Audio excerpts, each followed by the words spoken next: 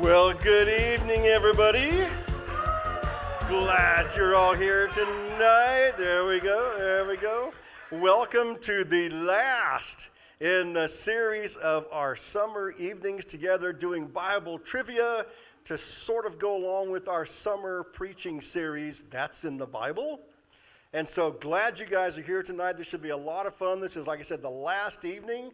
So hopefully we will crown a summer-long champion tonight. I'm discovering that so many of you have already won t-shirts that we're in pretty good shape, I guess. So that'll be a great thing. Something to start off with this evening. So it seems, after having watched the previous three, that two truths and a lie seem to be the go-to way to do this. I've decided to flip that tonight. So tonight we're playing two lies and the truth, because it's the truth that'll set you free, not a bunch of lies.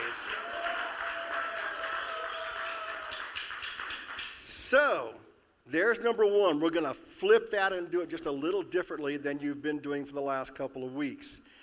The other thing has bad news and good news.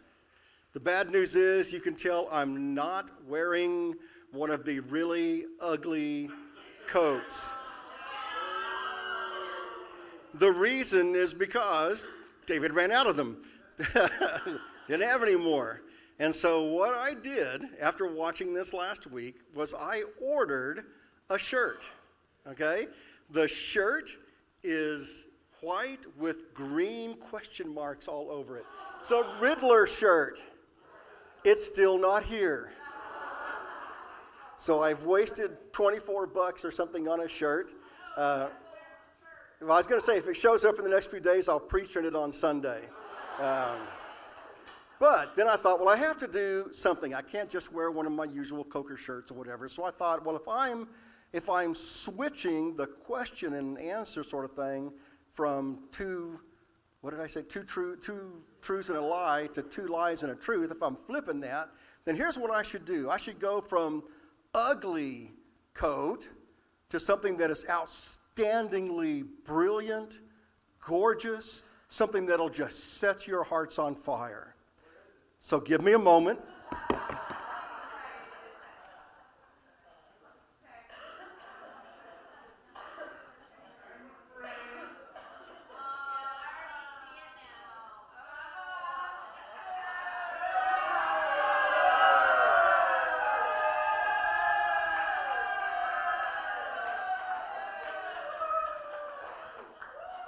Anyone that boos, you're automatically 5 points lower. It's the best I can come up with, folks. I don't have anything ugly in my closet. I'm lucky to have anything at all in there that I don't walk out and Susan looks at me and goes, "You're not really wearing that, are you?" No, baby, no. All right, so if we're ready to get started, like I said, we're going to play two lies and the truth tonight. There are 20 questions. I wrote them. They are in order from the easiest to the hardest questions, okay? And we're going to see how biblically savvy all of you are. I will say this, the first 5 are pretty easy. In fact, if you get any of these wrong, you are fired. You are going back to Sunday school with the kids. No, but they'll get progressively harder and harder as we go through. And then, if for some strange reason, I saw this, 4 weeks ago, if there's a tie, I have 3 tiebreaker questions. But they're not ABC. They are fill in the blank. You have to know the answers. So we'll see. We'll see just how savvy this group is. So, are y'all ready to play? All right. Well, let's bring up the very first question then of two lies and the truth. All right, that's going to be hard. Which of the following statements is true? I can't see that. I'm going to have to move way out here. Jesus had 12 apostles and many disciples, or Jesus had 3 apostles and 9 disciples, or Jesus had 12 apostles and 12 disciples. All right, one of those is true. Which one is it? So if you've got your devices, if you're figuring out how to log in your answer, Go ahead and do that. Only one of those is true.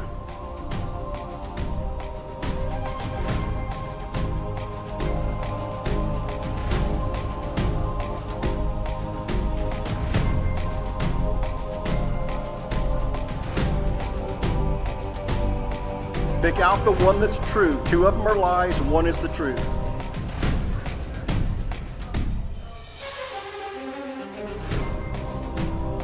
Coming up on 10 seconds.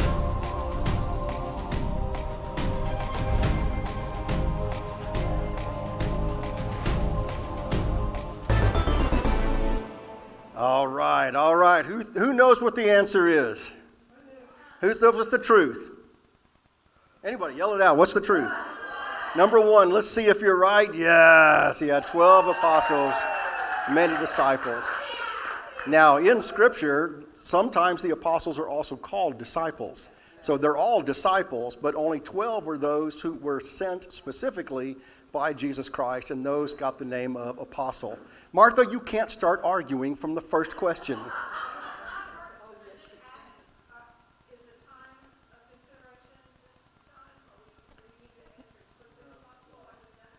Well, yeah, you have the 45 seconds. So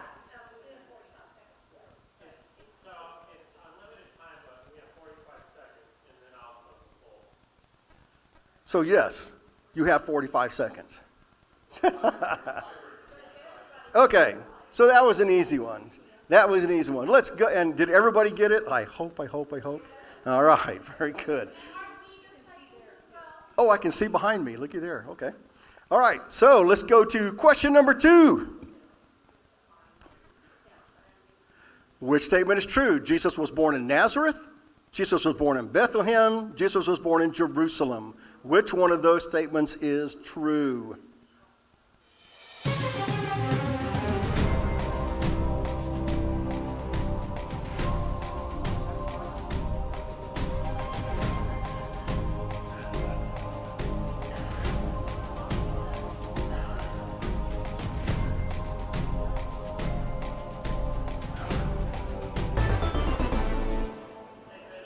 See, this way you get a running start, right? So you're going to get all these right. Everybody's done?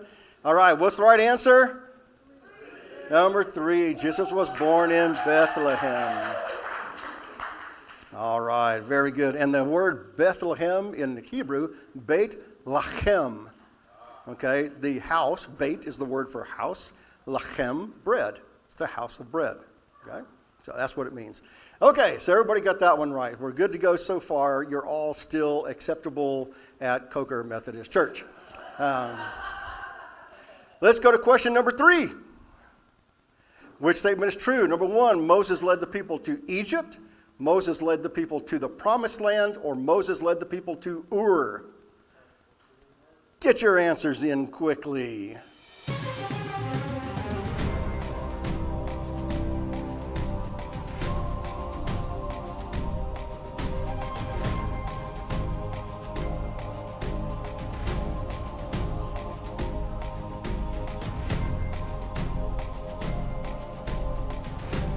One more.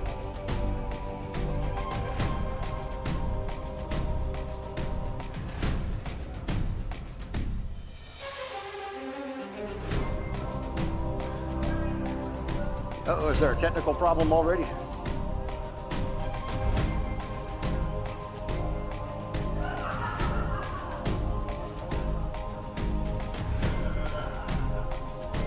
All right, time is up. Everybody in? Got all the answers in? All right, so what's the correct answer? 2. Number 2, he led the people to the promised land. He led them out of Egypt. And Ur, anybody know what Ur is? Where is that? Okay, so this is, well, and even more than that, this is where Abraham was called out of, was Ur of the Chaldeans. Okay, so anyway, just trying to throw you off, but you didn't. So you're 3 for 3, you're all doing great. So, and then make beautiful jewelry, okay? I'll take your word on that one. All right, so we're doing good so far. Let's go to question number 4.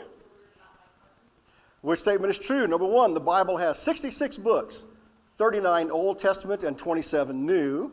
Or the Bible has 66 books, 40 Old Testament and 26 New. or the Bible has 66 books, 26 Old and 40 New Testament. So a little more difficult, but ready, go.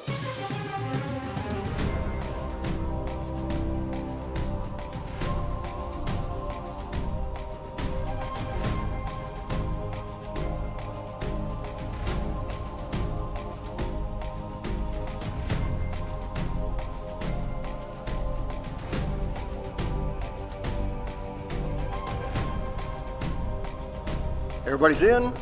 Oh, no, we got one more. Okay.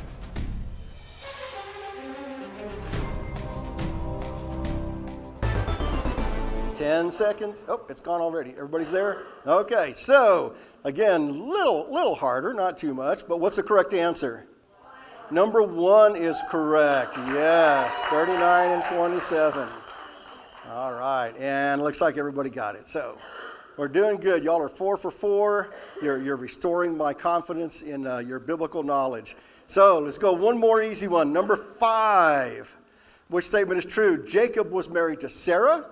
Jacob was married to Dinah. Jacob was married to Rachel. Which one of those statements is true? Ready to go.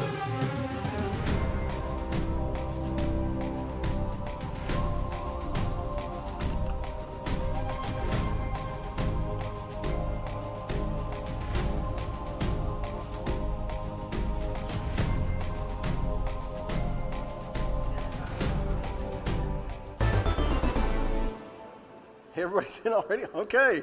And what's the correct answer? Number 3, Jacob was married to Rachel. All right. And everybody got it? Okay. Y'all are 5 for 5. You've restored my faith. Your Sunday school classes have been wonderful here at Coker. So let's ratchet it up just a little for the next 5 questions. All right. Question number 6. The shortest psalm in the Bible is Psalm 117. The shortest psalm in the Bible is Psalm 119. Or the shortest psalm in the Bible is Psalm 150. Which one of those is correct? Go.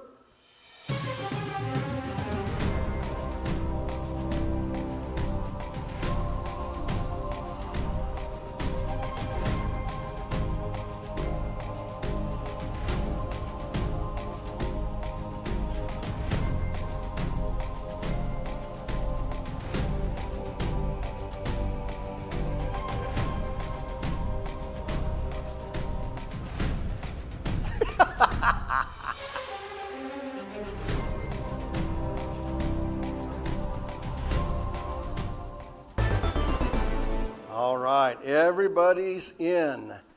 How many said it was number 1, Psalm 117?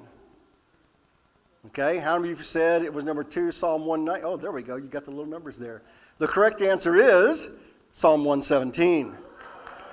Okay, depending on whether you're reading an English numbered Bible or a Hebrew numbered Bible, it either has 2 or 3 verses. So depends on which one you're reading. So we're starting to make a little bit of change here already. So let's keep going. These, like I said, this next set of 5 is a little more challenging, but this one will be easy. Well, it'll be different. Number 7. Now, which is the longest psalm in the Bible? 117, 119, or 150? That should give you a clue from the previous question. Say, go.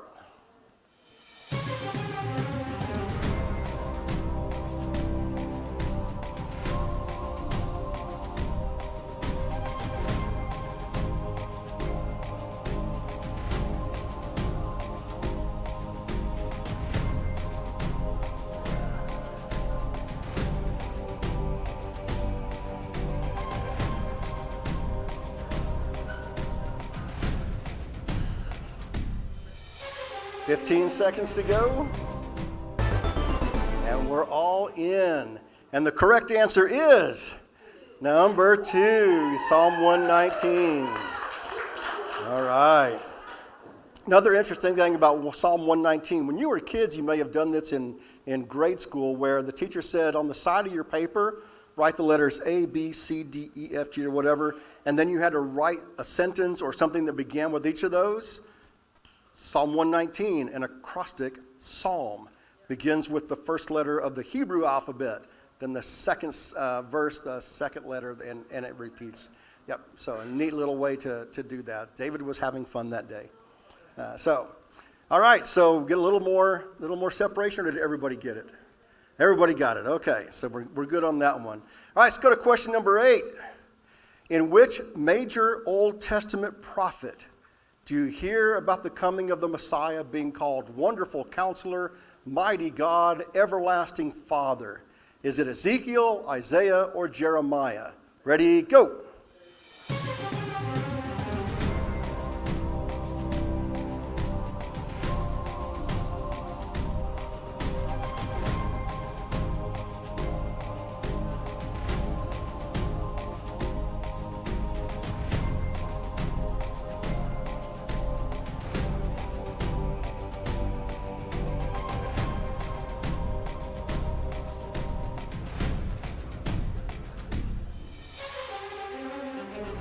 All right, 15 seconds to go. All right, everybody's got their answers locked in. The answer is number 2. It's Isaiah. Isaiah, very, very good. So if you're a big fan of all things Christmas, you know, we oftentimes will bring up that song during Christmas time. So that's a lot of fun with that one. All right, you're still doing well. You're still doing well. Let's go a little harder. Question number 9. In which major Old Testament prophet do you hear the story of bringing dry bones back to life? Is that Ezekiel, Isaiah, or Jeremiah? And go.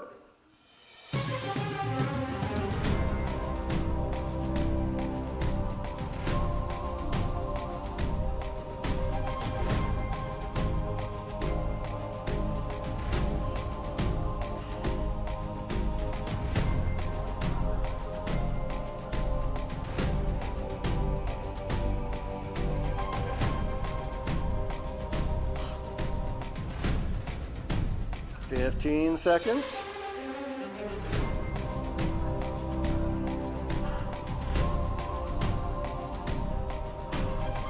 All right, getting down there. 5 seconds.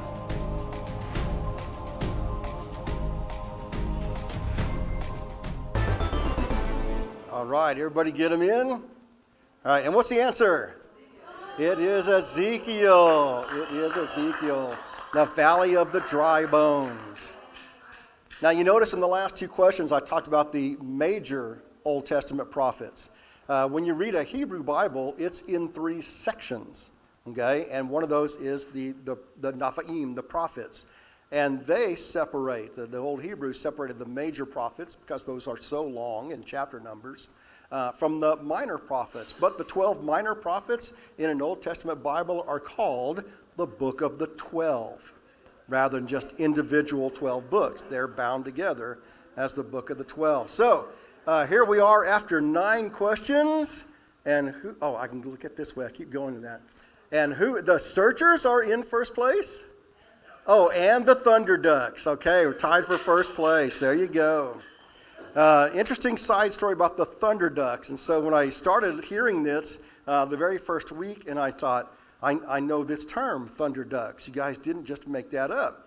Then found out that Greg and Cindy's grandson goes to college there, and I thought, it's got to be the same place. It's got to be Richland Junior College. Well, now it's Richland College, but interesting side fact, I grew up 3 miles from Richland Junior College. I was there when it was built, okay? And the Thunder Ducks was the name of the wrestling team. The basketball team were called the Lakers. The tennis team was called something else. They all had different names and different colors. And it wasn't until years later, I guess, they all settled on the Fighting Thunder Ducks. So I actually knew what that was. So You probably shouldn't tell people that. I know, it's okay. What?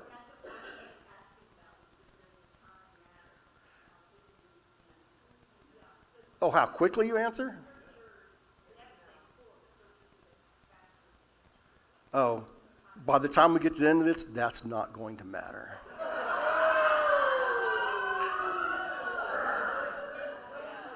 You're only on question number 9. We're not even close to the last 5 yet. So, question number 10 is, in which New Testament book do we hear that the love of money is the root of all evil? Is that in John's Gospel? Is that in Romans? Or is that in 1 Timothy? Ready, go!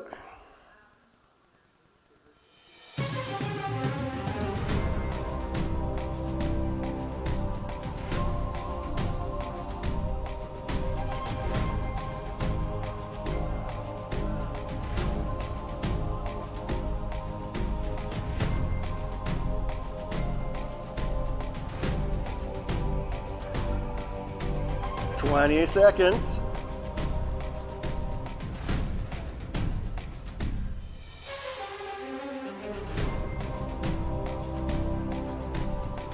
Ten seconds. All right, and the correct answer is 1 Timothy. 1 Timothy is where you find that. Woo! We got a little more separation here now. I'm liking this. So that's through 10 questions now, right? So the next 5, let's crank it up a little harder. All right, question number 11. Paul and Barnabas eventually part ways because of an issue with whom? John Mark, with Peter, or with Silas? Ready, go.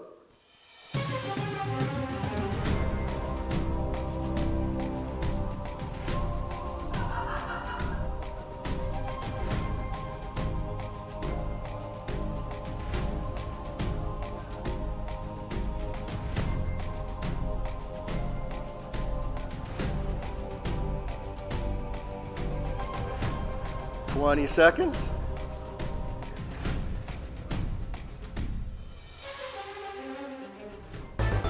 Everybody's answer is in, and the answer is John Mark. Yes, it's John Mark. Now, again, interesting things, called John Mark in the book of Acts, but this is the same person, we believe, that wrote the Gospel of Mark. Yes, but in Acts he's called John Mark. So, nice job, everybody, for that one. All right, let's keep going through here. It's this next set of 5. Which of the following is the correct quote of Philippians 4:7?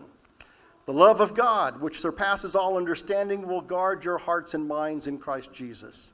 Or, the peace of God, which surpasses all understanding, will guard your hearts and minds in Christ Jesus. Or, the power of God, which surpasses all understanding, will guard your hearts and minds in Christ Jesus. So is it love, peace, or power? 45 seconds, go.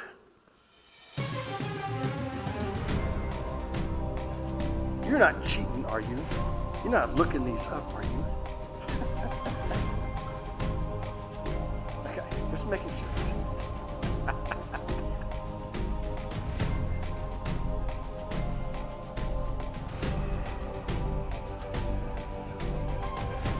All right, 20 seconds.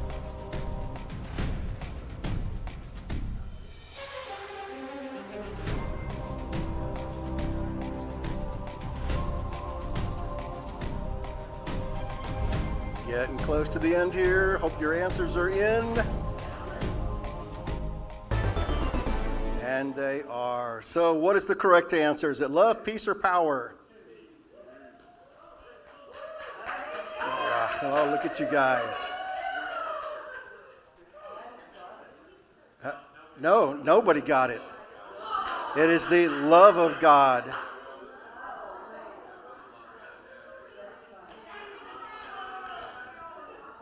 Okay, so, yeah, a different translation. Yeah, that's it. That's it. Woo!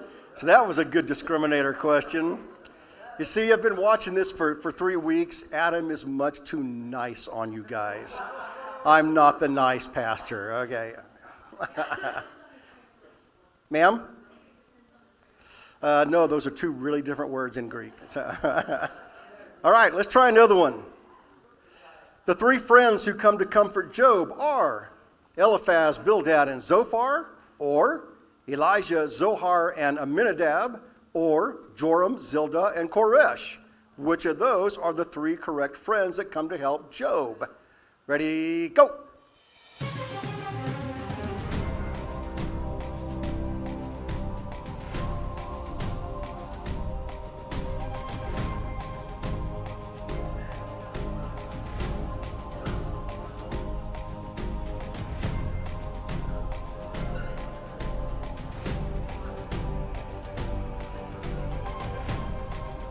Twenty seconds.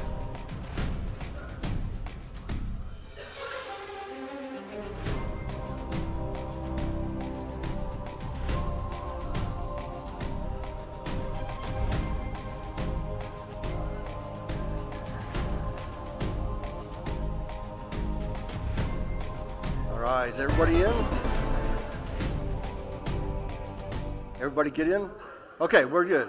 All right, and the answer to this one is number 1. Eliphaz, Bildad, and Zophar. All right. Interesting thing, if you look at the last possible answer there of Joram, Zildah, and Koresh, where have you heard that word Koresh? Right, David Koresh, the guy that did the crazy things. So Koresh is actually the Hebrew word for the word Cyrus, king of the Persians who let the Hebrews go back. Okay, David Koresh, that's not actually his name. That was not his name. He took that name thinking himself to be like a Cyrus, because the other thing Cyrus is called in the Old Testament, he's called a Meshach in Hebrew, which means Messiah. So he did all that in his own little head, and boy, was he wrong. All right, let's go to question 15, right? Are we almost? What, 14? Okay, question 14. Who helped rebuild Jerusalem after the Babylonian exile? Was it David and Solomon? Was it Elijah and Josiah? Was it Ezra and Nehemiah? Who helped rebuild Jerusalem after the Babylonian exile?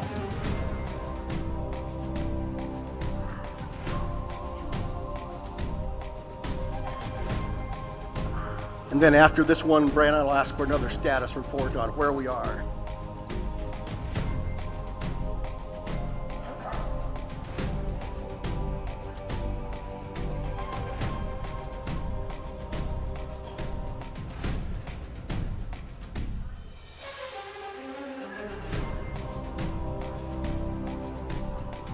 Ten seconds.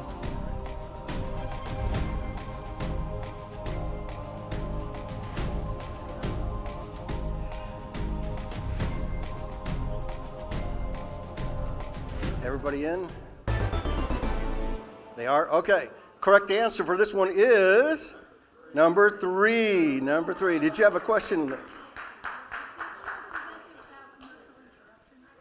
Do it without commercial interruption? Oh. Oh, I don't know. I guess I haven't watched enough of that to see. We didn't build commercial breaks, did we?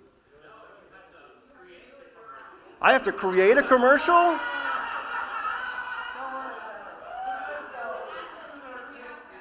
All right, here's, okay.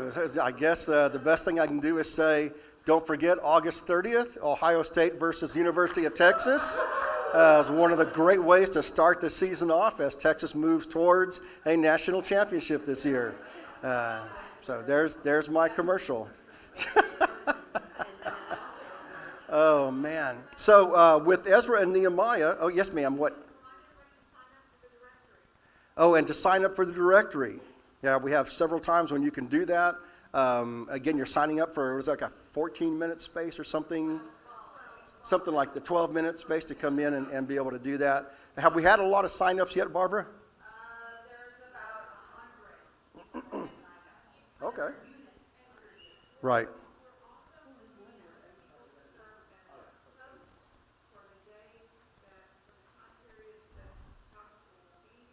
Okay. Oh, okay. All online, you can sign up for being a host. Excellent. Okay, fantastic. So here's one of the things that happens with associate pastors, okay? We have very clear duties lined out to us by Adam, and we don't wander. Yeah, we don't go outside of our lane. So if it's about the directory, it's like you need to ask Barbara. All right, I don't know. So, all right, so here we are in the leaderboard at this point. Again, the searchers are at 12 out of 14 with the Thunder Ducks, or 13 out of 14. Am I reading that right? There's too many bright lights up here. And 12 out of 14 for the Thunder Ducks. So it's still pretty tight. Even the Truth Seekers only 4 behind. So we're doing good. We're doing good. So, but, oh, that's what it is. Okay. So we have 6 questions left. Guess what? Time to make them a little bit harder. So let's go to question number 15. In Matthew, the following Beatitudes, which one is correct? Blessed are the poor in spirit, for theirs is the kingdom of heaven. Blessed are the peacemakers, for they shall be rewarded. Or blessed are the meek, for they shall see God. Which one of those is the correct answer from the Beatitudes? Ready, go!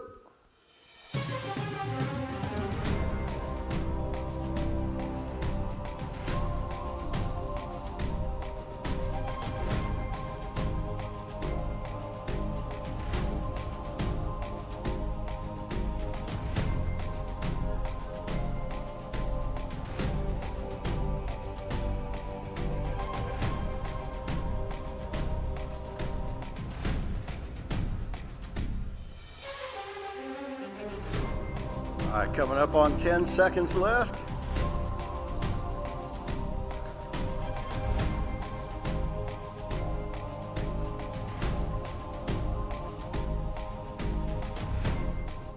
All right, everybody get an answer in? I really don't want to cut anybody off, so. All right, and everybody picked number 1. It is everybody, right? Yes, and that is correct. Very good.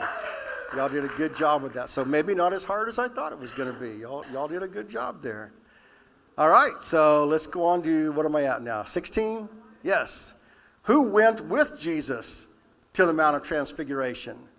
Was that Peter, James, and Matthew? Was that Peter, James, and John? Was it Matthew, Mark, and Luke? Who went with Jesus to the Mount of Transfiguration? This one's really not as hard as the others.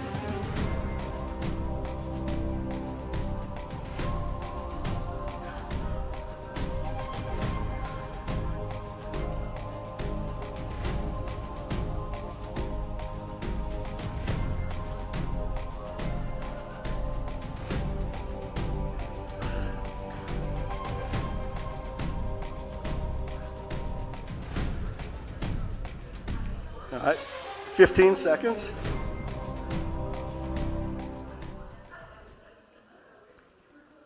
Does that mean, okay, everybody's in, okay. The correct answer is Peter, James, and John. All right, very good. Y'all did a great job with that.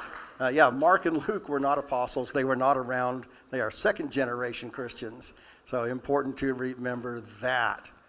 Okay, maybe another commercial. We have something coming up in August. We're going to make some announcements. We'll do more of this then in September.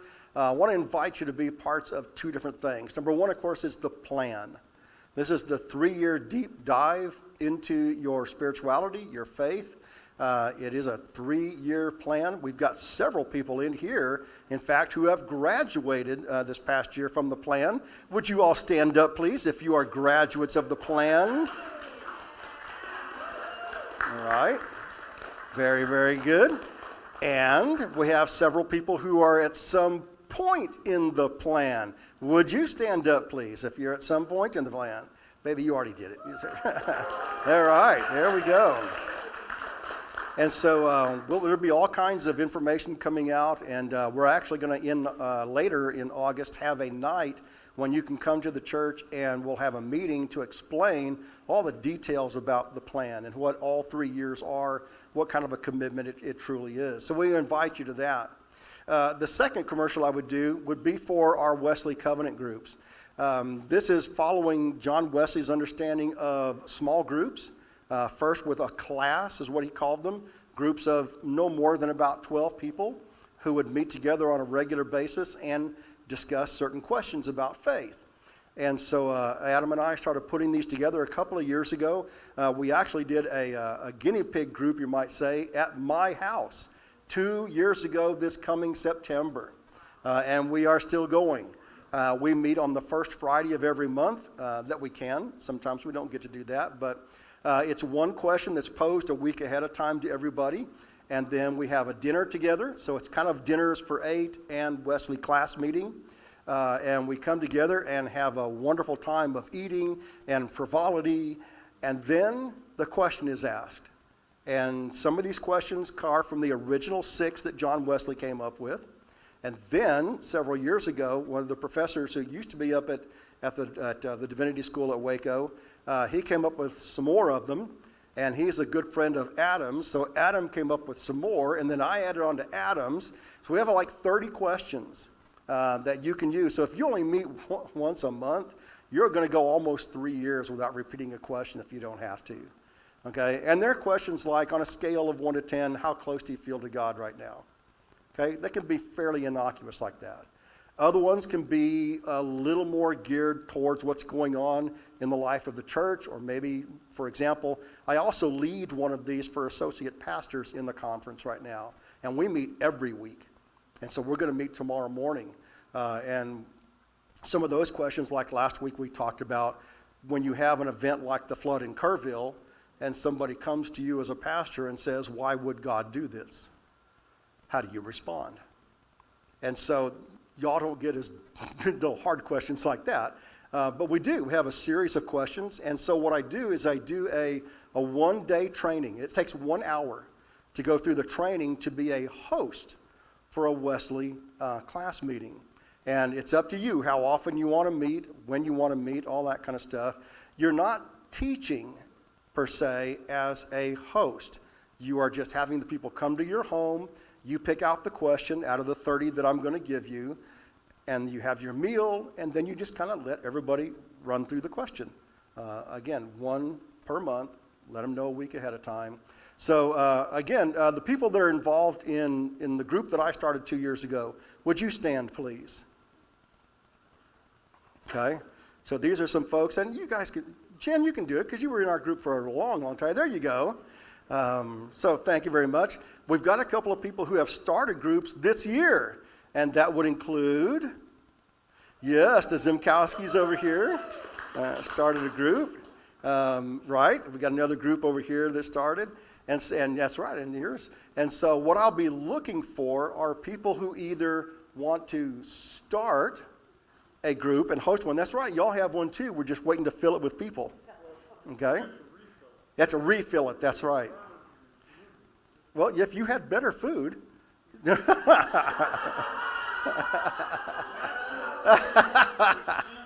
That's right. Yeah, so we have several of them. That's right. So we have several of these things that are kind of in process right now. It takes a while to build these groups because we really don't want them to be more than 12. They are mixed gender groups.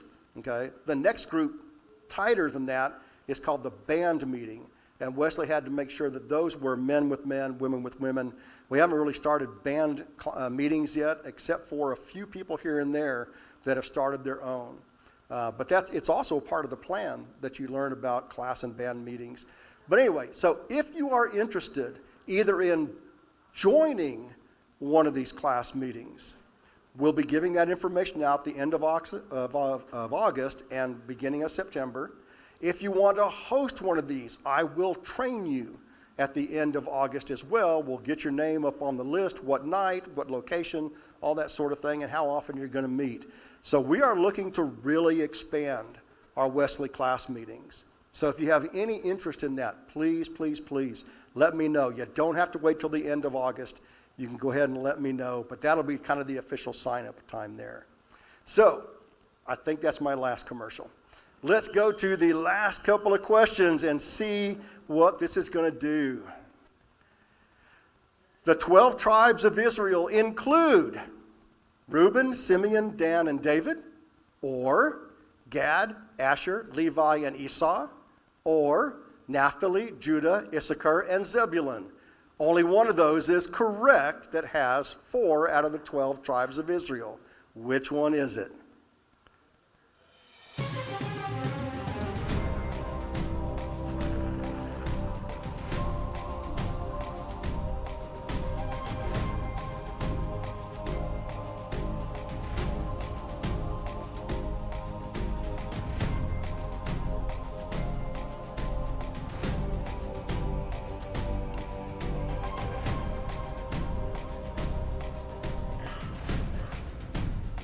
All right, 15 seconds left.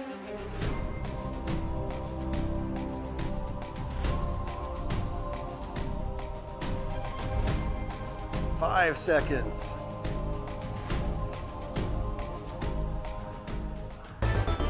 All right, everybody's in, and the correct answer is number 3. Yes, very good. Oh, nobody had any trouble with that one. That's nice. So did David and Esau give it away as those were the wrong ones? Okay, all right. Well, y'all are doing great then. Just a few questions left to go. 18, in Exodus, God creates a new calendar for the people. The first month of the new calendar is commemorated by what event? Is it the Feast of Consecration? Is it Passover? Or is it the Feast of the First Fruits? Which one of those is the start of the new year?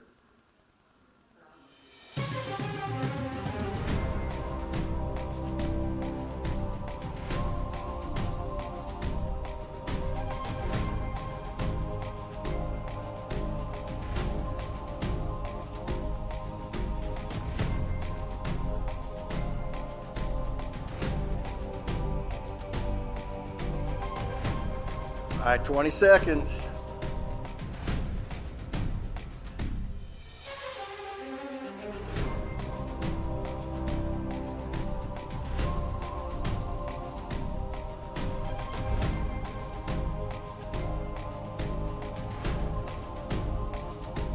All right, everybody locked in their answers? Are we good? All right, what is the correct answer? It is Passover. Now, here's the thing, you have to be careful with this. The Hebrews have the same kind of issue that Christians do in terms of the calendar.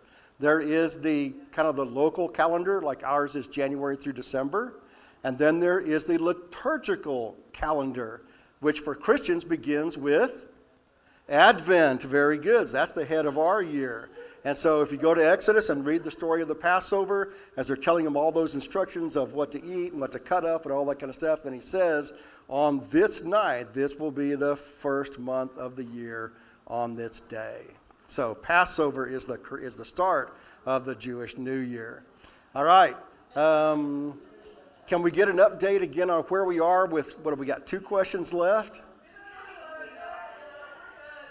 There we go. So it's still tight. 16 for the Searchers. The Thunder Ducks and Endor's Force right behind them with 15. So with 2 questions left to go, this is still pretty tight. Let's see what's going to happen. Bring up question 19. In the book of Daniel, the famous handwriting on the wall prophesies what event? Number 1, freeing the Jews from Babylonian bondage. Number 2, the birth of the coming Messiah. Or number 3, the death of the king of the Chaldeans. Which one of those is correct?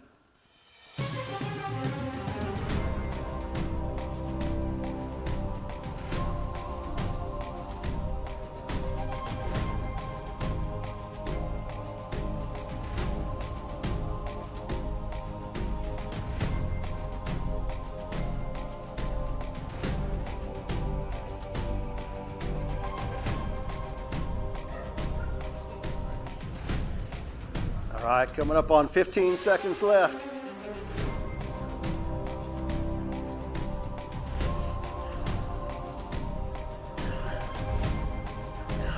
Five seconds.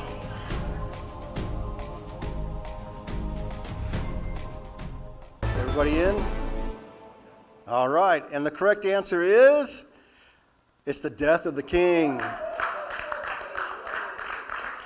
Okay. This is the famous line in Hebrew, Mine, mine, tekel lepharasim. You've been weighed in the balance and found wanting. And so the king is going to die the very next day. All right, so we're here now. Last question of the night to see what's going to happen. When Paul was sailing for Rome, his ship was wrecked by a storm and ran aground on what island? Was it Crete, Cyprus, or Malta? Where did Paul shipwreck?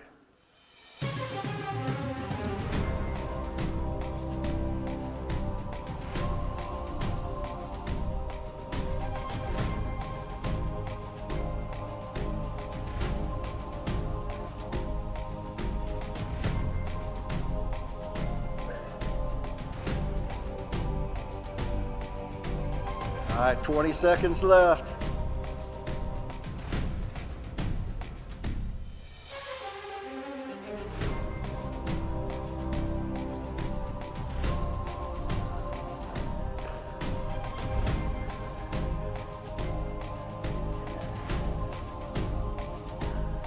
And we are done. Where did he shipwreck? On Malta. It was on Malta. All right, that's our 20 questions. It was close after 18. Where did we go? The Searchers. The Searchers with 18. 16 for the Thunder Ducks. That's right. Indoors, Fours, and Truth Seekers. So, the winner for tonight, who gets the free t-shirts if you don't have them already.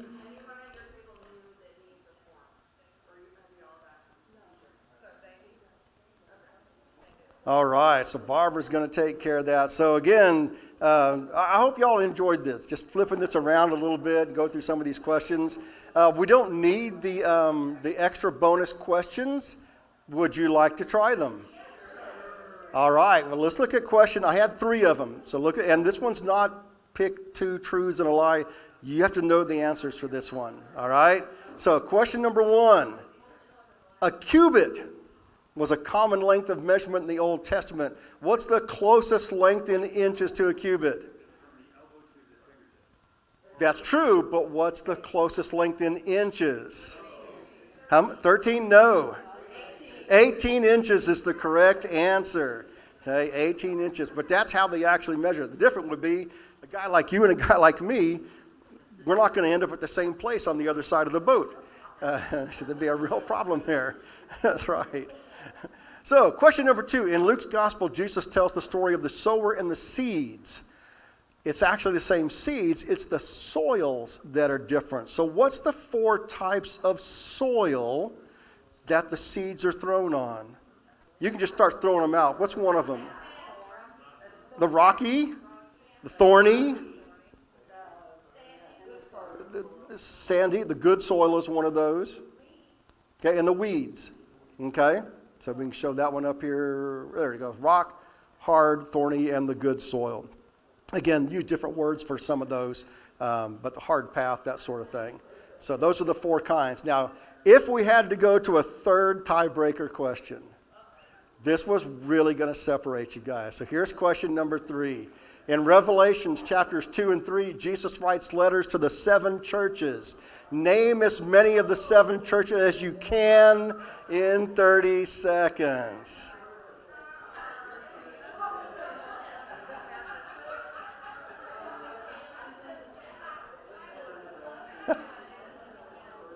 There's at least one you should be able to get because it's also the name of an American city. Philadelphia is one of those. Sardis is one.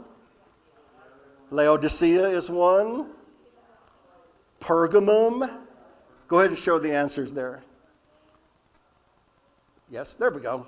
And I should say Ephesus. The E is missing off of the Ephesus there. So those would have been the hardest tiebreaker question I could come up with. So let me ask you guys. You've been through 4 of these this summer. Did you enjoy this? All right. When we were thinking about this back in May and going, well, do we do this again? Do we have some fun? We'd have this kind of stuff. And it was like, you know what? The numbers have started going down a little bit, but it was like, let's do it. It seems to be just fun. It doesn't hurt. It doesn't take us any real kind of trouble. The hardest working person in all of this is Brandon. And he's got nothing else to do all day, so...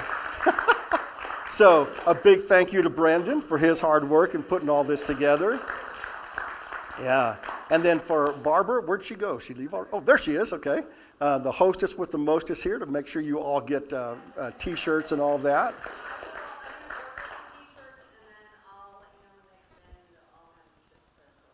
Okay. What if we didn't win one? There is a link. I don't know where that link is, but you can go buy T-shirts. We have some swag out there. There's like, I think there's a cup. A cup and some stickers. Stickers and then the T-shirts. Yeah. How do you get to that? That's a good question.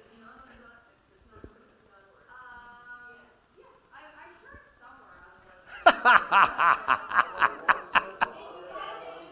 in our staff agenda, so I know it's all more petty tomorrow. We will get that link out there somewhere. All right, so we'll make sure that you can get your not-so-free T-shirt, but they're cheap. A participation T-shirt? No, I'm the hard pastor. We don't do participation trophies, right? But I'm glad you guys have enjoyed this. It's been, I'll tell you, from watching it at home with Adam, it's been a lot of fun doing that. But it was great to be here in the room actually with you guys and doing all this. So again, this will conclude our summer series, doing all of this. I can almost guarantee it. We'll do it again next summer. It's just too much fun. Y'all seem to be having a lot of this. So let me close you guys in prayers. I have no more commercials. I can't think of anything else that's coming up that needs your attention other than what we do on Sunday mornings.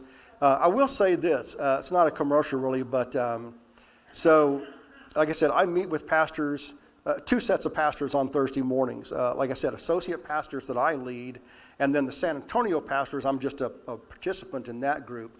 But all of us, you can imagine, are putting together flood buckets. We're taking up money for relief in Kerrville. All this stuff is going on. We're taking all of our flood buckets and all the San Antonio churches. They're all going to Northwest Hills Methodist over on Tesel Road. I have been in contact with the pastor at Kerrville, and he was saying, okay, there's room for things here. There's also no more room left sometimes. They have said over and over again, don't send anybody yet. There's no place for rescue crews for us to go in there. The professionals are still doing that. There's still so many bodies that are unaccounted for. You all heard me talk about this weekend about one of our members who lost 5 family members. I spoke with her again today. The niece is still missing. And so they have not recovered her body yet. And so we have a lot of people we want to keep praying for. But to again, to give you an update, last week we took 78 flood buckets over to Northwest Hills. Downstairs, as you leave, you can see the pile of them, and there's over 80 of them there again, and those will be going out tomorrow afternoon. We can always take the flood buckets. We can always send them over to Northwest Hills. They have a large space to store them in before they go to Kerrville or Menard or wherever. Okay, we don't know what that's. The conference will take care of that. You also have a link to the place where we can send money. Again, being run by the conference, these are all legitimate places that we know how to take care of. What's going to be the harder thing is maybe 6 weeks from now, maybe 6 months from now, when we actually get to go up there and start doing some mucking out and helping people rebuild their lives. I was watching the mayor last night, and again, this pastor friend of ours in Kerrville, saying that there are still 20, 30, 40-foot piles of rubble up there, and they're afraid, of course, that there's bodies inside of those. We don't need amateurs coming up there to try and take that apart. Part of the trouble they've had is the continuing rains that have happened. When they're bringing in the cranes and all that to start taking these things apart, they're so close to the river banks that the ground is still slimy, and some of these cranes are starting to slide down towards the river. And so they can only do so much until the riverbanks have dried up enough for these big cranes to get in there. So I've told their pastor, we're in this for the long haul. I think all the San Antonio churches are, probably all the ones throughout our conference, okay? So although some of the stuff may dwindle in terms of the information we give you over the next 6 weeks, it'll be coming. We'll keep informing you of what the next step is and when they're ready for us to take the next step. Okay, but I just want to say, I know we do this in the past 2 Sundays, and we'll do it again this coming Sunday. Thank you so much. Those things, as simple as a flood bucket, mean so much. It's only got so much stuff in it. But the idea that somebody in San Antonio cares enough to help somebody in Menard, that means a lot. And this church, as I bragged about you guys, this church does this all the time. You all know how to respond to disasters, and you do it in overwhelming ways. So thank you